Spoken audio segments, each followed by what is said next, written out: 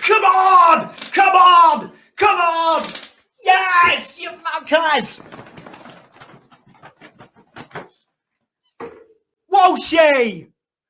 He's the best in the comp! Best in the comp! Sammy Walshy! He's the best in the comp! Hey everyone, welcome back to Pommy and Oz. I hope we're all doing really well. If you are new around here, please give it a like, give it a subscribe, turn that notification bell button on and join the Pommy and Ozzers. If you are a returning Pommy and Ozzer, g'day to you, welcome back. And Carlton's 16-point win versus the Fremantle Dockers. And I don't know if we're popping the lid yet, but I mean, it's good. It's 2 in a row and obviously momentum generates more momentum, doesn't it? We've got a real tough test next week against Geelong, a team that we have had a famous victory of in recent years. And I thought we'd break down this game and I thought we'd really look at what we did well. But I think more importantly, my mindset at the moment is trying to create a team and see the building blocks of a team that wins the flag. I think the finals gets us distracted and we think we've got to make the 8. I think the end goal of this rebuild has to ultimately be a flag. So I'm really looking for them building blocks. Now, what I saw in the first quarter was really, really good football. And it was really interesting because we talk about using the handball more. Carlton were 2.5 kick to handball ratio, which is roughly where they live. But one thing that we saw from the boys in this quarter really predominantly was the use of that kick. It was a lot shorter. It was really, really short. It was almost hovering around the 17-metre mark, which is really low for Carlton because usually when we get to that kicking style, we see what we saw in the third and the fourth. And particularly in the second where it was 3.1 was the kick to handball ratio. And that is where, you know, we see the long bombs, we see the long kicks and real defensive mindsets. What was really interesting in the first quarter from the Blues as well for me was their ability to dominate possession. 8 of the last 9 inside 50s for that were from forward half intercepts. And Carlton managed to get 10 of their 15 tackles that quarter in the attacking zone.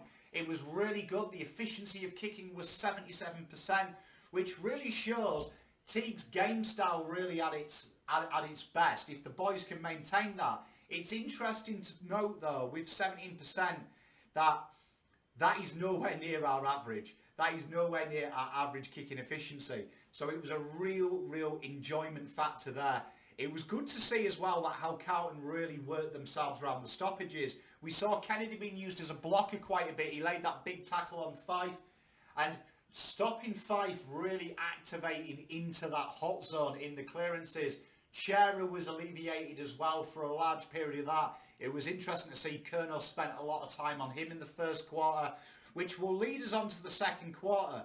Carlton were really strong in that clearance area. And then what happened was the second quarter. And I find the second quarter really interesting.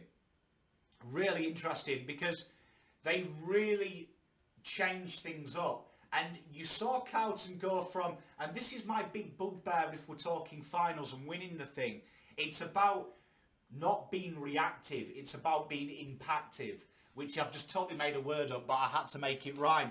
And what you saw very early doors was Chera was moved, and Fife had kind of acted like a decoy here, and they really had faith in Chera. Chera won 5 in the opening term. He won 5 of the first 6 clearances from stoppages, and he really gained an ascendancy there. He really started to impact the ball, and what you found is that they started to drop players a lot deeper. And what I mean by that is what they started to do is they really started to get players really high up in the forward line. They really put pressure on Carlton's forward half. And what we found that to do, and this is where I come with the reactive, is they were very clever, and what they started to do was really funnel players, and we talked about it, Liam Henry particularly in the preview, really putting pressure on that kick and that handball, and the movement kind of stopped from Carlton. You saw in the first quarter when we had possession, players were willing to run past the ball carrier for a handball received. We started to really think, and this is where that pressure comes from, about our defensive positioning, and it almost became static at times. And what that does is it causes Harry Mackay. Now, Harry Mackay has been targeted 183 times in inside 50s, and genuinely a lot of them are for long, isolated one-on-ones. They managed to alleviate that, and what they did is they played to their strengths. They alleviated the wing kick, and Carlton started to really look for that wing kick, and you saw the pressure, and it was to basically keep the back half in its positions. And what we saw from that was really a huge uptake in forward half turnovers. They scored a staggering 4 goals from forward half turnovers, and most of their scoring chains, in fact all of them, were caused by forward half attack zone chains.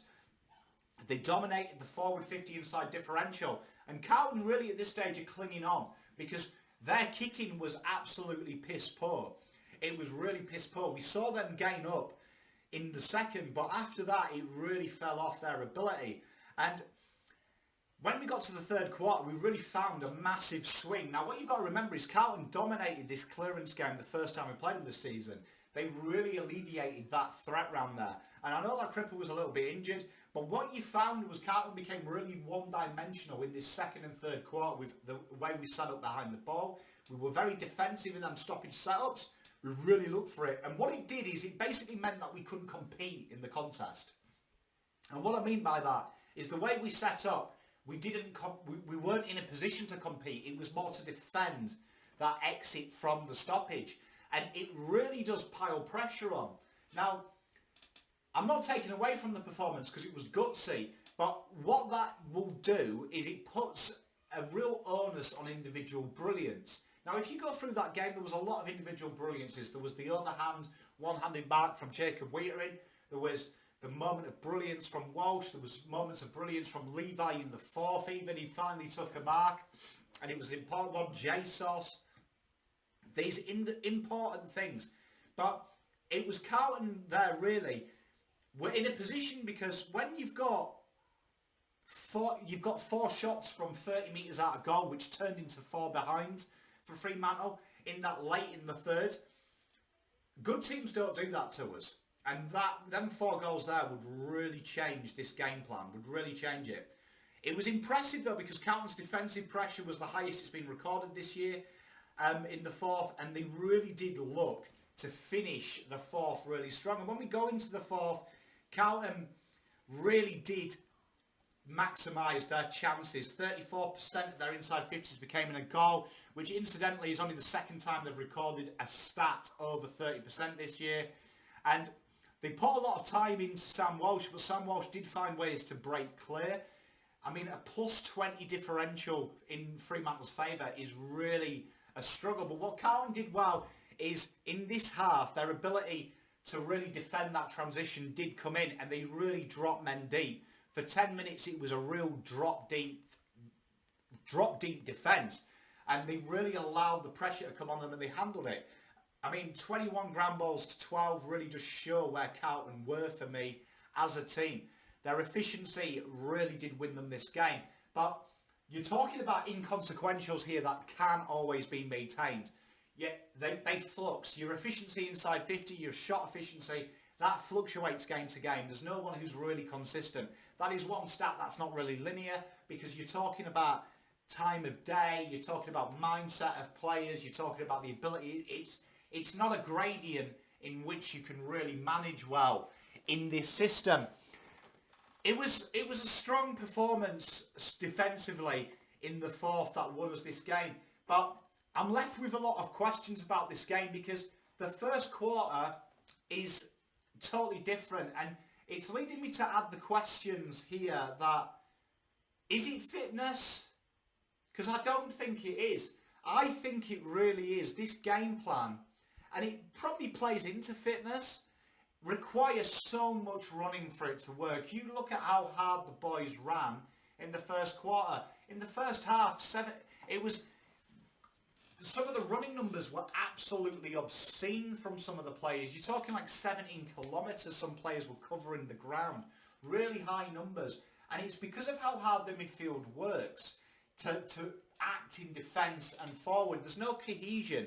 And what you saw in the first quarter is because there was no turnovers, they played quite well. They really did look to hit that kick. But when there's a bit of pressure on, that ability to run ahead of the ball requires you to come out of position in a turnover situation. You're going to have to run back. And you can see the players are double guessing that. Now, whether that, I really do think that a lot of that stoppage work was caused by Teague in the coach's box because they were trying to help the players out. But I'd like to see us not do that, because against a good side like Geelong, they're going to cut you apart like butter. They ain't going to have 4 shots from inside 30 metres and 4 behinds. They're going to have 3 goals minimum. And it's a worry because that 3.5 kicks to handball ratio, that 3.1 in the second, is just testament for they brought pressure and they really did open up that kick down the wing. They closed the corridor to us. Players weren't really willing to war on. And it was interesting because in the fourth you saw Saad, he started to break that kind of mindset and run past that line, which did set up a couple of scoring chains for Carlton. And he's having that bravery. Now, whether that's a confidence thing, I can't answer it. I do think, though, that what I saw in the second quarter, particularly in body language and mannerisms, was Carlton's inability to really have faith in that system. It was a gutsy win, and I'm not taking anything away from it, but my mindset is, if we're not playing for finals, we should be thinking about end goal. And for us to get somewhere, it has to be, in my opinion, end goal is where Carlton are thinking. And we won, what? 2 quarters out of 2. The fourth quarter was very good, the first quarter, but it's them second quarters. And they call the Premiership quarter the third for a reason. They won that by 12 and they really dominated that second and the third quarter. And I ask myself this with it when I look at it. Why did Carlton do that? Why did we change? Because the conversion was high for Carlton. It was 60%. 27 disposals to 40 disposals per goal for Carlton. We really did maximise our chances there. And that is really impressive. 3 inside 50s for a goal to 6.5. They were really inefficient. But Carlton really did look to really take the chances. And they took the chances, but they put themselves under pressure because 22 up by the quarter, they should have really looked to take that game on.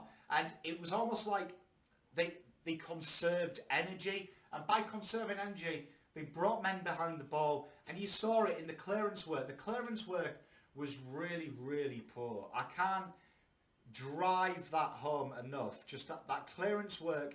And it's the positioning around the stoppages. Moving forward, what I want to see is, I think Zach Williams does help us with that because I think he's a natural one-dimensional aggressive player. I want to see some improvement. Now, there was improvement certainly from the Adelaide game. And that's all I can ask as a fan and a guy that tries to analyse these games for you. I want to see linear progression in Carlton's mindset. Carlton's mindset and Carlton's ability to win contests and to really up the ante. But it just feels, for me, there is some issues there and we have to be real about it. I want to pop my lid. I want to get excited. I really want to, get excited with you guys and really take the game on. But you've got to remember, at that first quarter, it was almost neck and neck from clearances and they pulled away. And that was all because we were willing to risk conceding the clearance to be aggressive and put ourselves in. We really do have this habit of really reacting to changes in game. And I don't like that because we had the ascendancy. Fremantle were on the ropes in the first quarter. Yes, they were going to come out. We know how they played. Freo didn't execute their game plan. We talked about it in the preview. They really do have a heavy onus of putting pressure on them forward kicks particularly. And we saw it and Carlton reacted to it and they bought into it. And me personally, if we carried on playing that first way and really looked to break their line, utilise that short kick, utilise that handball, play on, we stopped doing that as well in the second and the third, you're going to see a different Carlton, and it's about having faith. I appreciate that there's going to be a little bit of confidence there because we're starting to see what confidence is doing to some players, down namely, we're really seeing it. But that is where we've got to go, and that probably comes from us demanding that, I think, and believing in it because it does work. My issues is against the top side, that score would have been a lot different. They would have really reacted a little bit differently. That was Freo's inexperience. and probably a job too far for them. They're not a great side. They're a good side, but they're not a great side. For me, though, these 2 wins mean nothing if we don't bring something to Geelong. We haven't been a top 8 side for a long time now, and it's about that. Because if we're going to be a top 8 side, you have to roll these sides first and foremost. B, it's not about playing finals. It's about winning flags. And we've got to see these building blocks. So there was a building block laid, right? I'll give them a building block. But you've got to take something out of this game. And it's a work around the stoppages and our work around, for me, game management. Game management is important. Moving forward, Geelong next week. Just get behind the boys. They've got 2 in a row. 3 in a row would be a huge buzz. And, you know, you can start to dream about finals if you roll the finals time, in my opinion. That's the review then. Let me know what you guys and girls think. Great to get a win. Gutsy win. I'm happy. See you soon. Pom out.